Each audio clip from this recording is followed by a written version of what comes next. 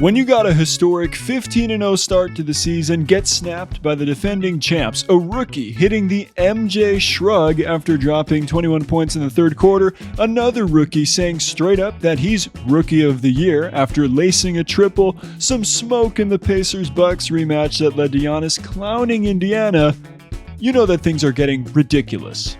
In a good way, though.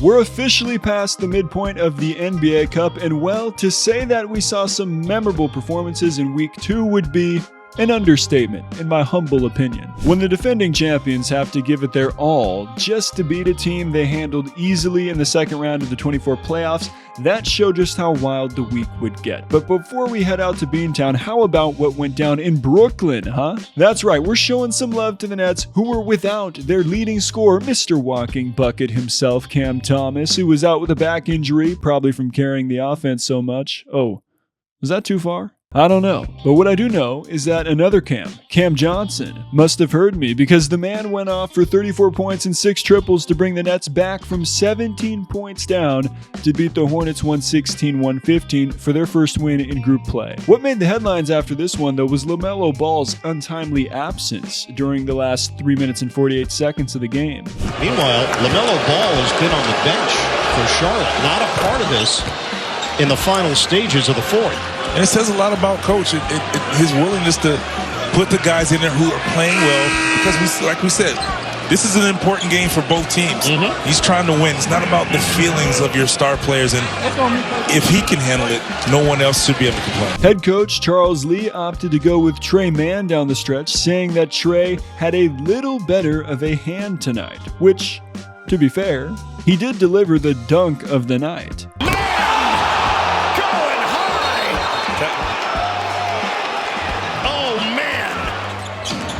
Get hurt, Trey. Wow! Looking like Vince Carter! Trey Mann, come alive! Explodes. Look at the lane open up right there. His eyes gets big. Sees Clowney come over. It's too late. You're right. That was Vince Carter-esque right there. I just love the contrast between Yes Network's Ian Eagle, broadcaster for the Nets, and the broadcasters for the Hornets, literally just yelling into their mics, by the way. Oh, my goodness. Jordan Clarkson almost came in my lap. Curry's going to put it up, you know that.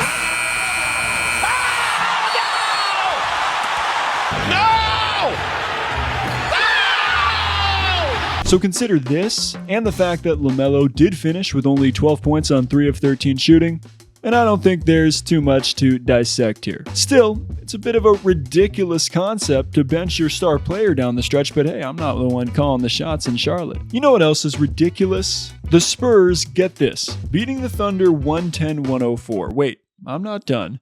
And beating the Thunder without Wemby. And what's also wild is that this was San Antonio's first ever NBA Cup win after going goose egg for 4 in 2023. So yeah, I don't really know how to explain this. I mean, I could go into journalism mode and say that the San Antonio Spurs had a balanced attack behind 22 points off the bench from Keldon Johnson and 20 from Harrison Barnes, but I'd rather just chalk it up as a wild occurrence that probably won't happen again as long as SGA has anything to say about it. The Mavs won wire to wire over the Pels 132-91, which is really going to help them in the point differential category. Unfortunately for them, Luka got hurt in this one. The Nuggets down the Grizzlies 122-110 without Nikola Jokic. More on why he was out later in this video.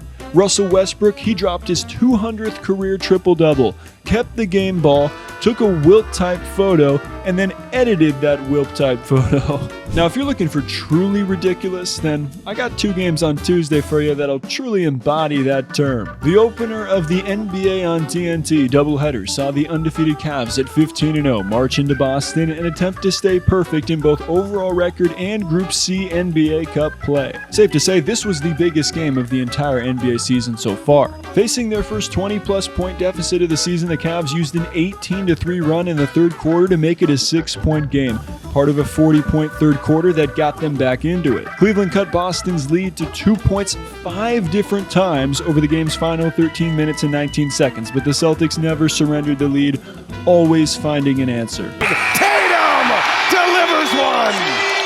Yeah, I'm not going to repeat what this man Tatum said, but as we can see, he clearly wanted his defender to get out of here with that flopping.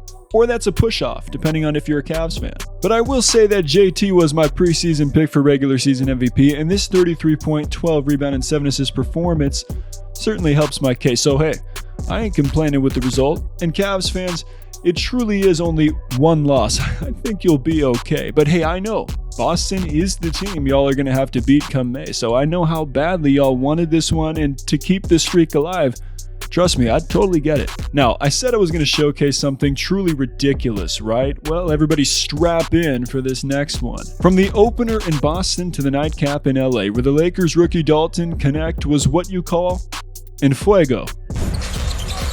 Bring it down to 11 and Knecht! Knecht gonna fire it up again. Got it! On fire! Knecht 4 for 3. Something different. Another one! Another one! Another one! Dalton Knecht! He's a shooter, and he's looking to put it up as he has knocked down 3 threes in a row, basically from the same spot. He's got 27 points, tying his career high, and guess what? He's going to steal a full quarter. Yup, we got a rookie hitting the MJ shrug in just his 14th career game. What does the world come to, people? But when you have 21 points in the third quarter alone, I guess it's the only logical conclusion to shrug at the absolute insanity of what you're pulling off. Knecht finished with 37 points and 9 threes. But as much as his own hot hand shocked him, it wasn't the main thing that took him by surprise on this night. Here comes AD, gives it to LeBron James! Left hand slam! Timeout, Utah! Austin Fritz won. I'm thinking my son might be able to watch Bron growing up for real. I don't even have a kid yet. You know what, Austin? I'm in the exact same boat with you, man. Lakers win 124-118. LeBron can't believe that 16 teams passed on Knecht in the 24 draft. They didn't find DK. The other 16 teams it up. Did anybody watch him? But real quick, I want to say to everyone watching this video that you made a great choice to be here today, and I sincerely appreciate that you are. The best way to support this channel is to like and subscribe to see more, and if you comment down below, there's a 100% chance I'll see it. And it's highly likely that I respond to you if you give me your take on the best moment of week 2 of the NBA Cup. So what can possibly get more ridiculous than snapping a 15-game win streak to start the season and a rookie hitting the MJ shrug? I mean, really? Well, you tell me if the following one-ups any of these two. Because before we even got to night 4 of the Cup, we started the day with a crazy fact about the Golden State Warriors and Kendrick Lamar. The Dubs have in fact won their last 4 titles after Kendrick released an album. And no, this ain't a joke. There's some type of interconnectedness between the Dubs and K-Dot, and considering that Lamar's latest project GNX just dropped and the Warriors happen to be off to their best start since the 21-22 title season, you best believe people are connecting the dots. Speaking of Golden State, they became the first team to clinch a spot in the knockout rounds by improving to 3-0 in West Group C play with a 112-108 win at New Orleans. And you know who was huge throughout the Dubs' 22 championship run? Well, one Canadian by the name of Andrew Wiggins, and it's clear that the man has had a resurgence this season.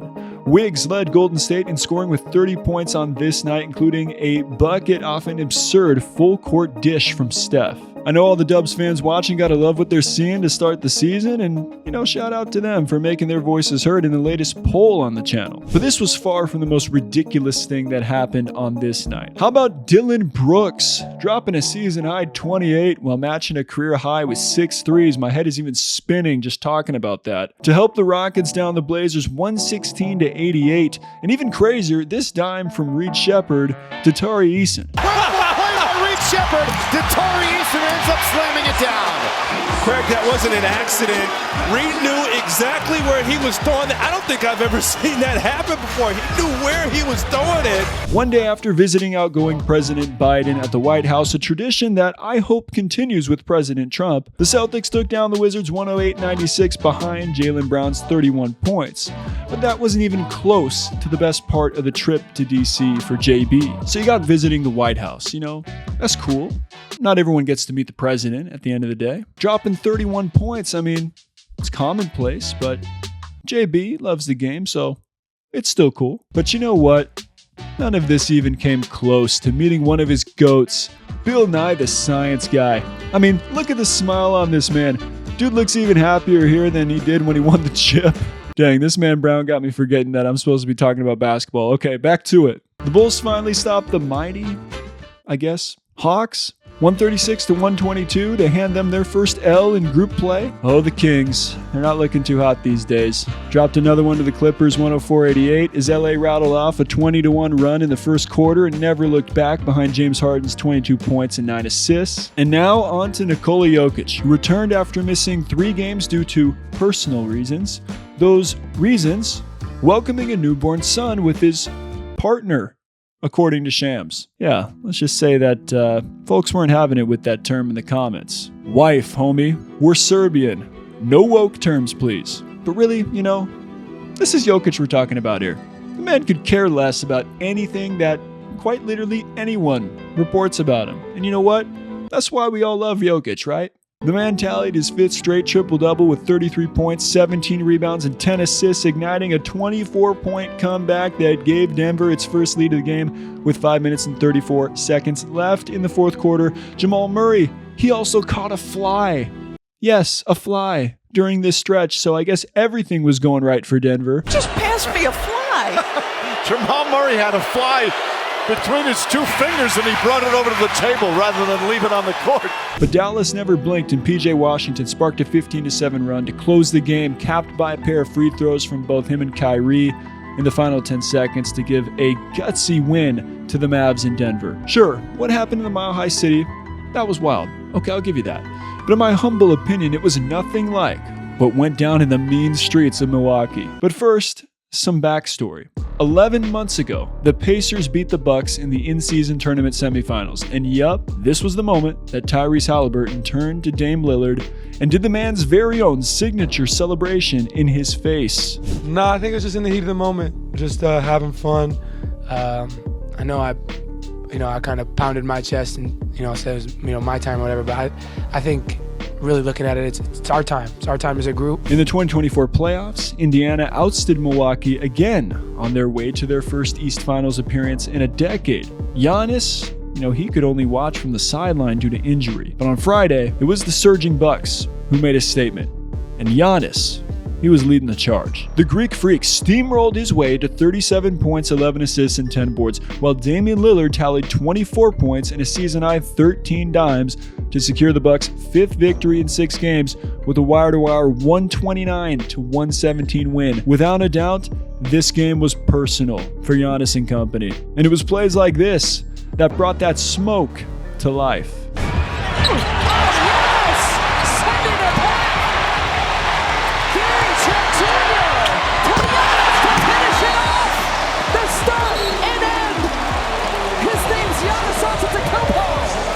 And speaking of taking things personal, they said the 2024 rookie class was weak. We already know what Dalton Knecht did in the Lakers' second cup game. Well, I think Jared McCain is in on the business of taking the doubt personal as well. McCain! Can't be careless. You just work too hard to defend as we take a look at Jared. Wide open, continuing the hot hand and the hot shooting. Yeah, for you lip readers out there, I think Jared might have just said, I'm the Rookie of the Year.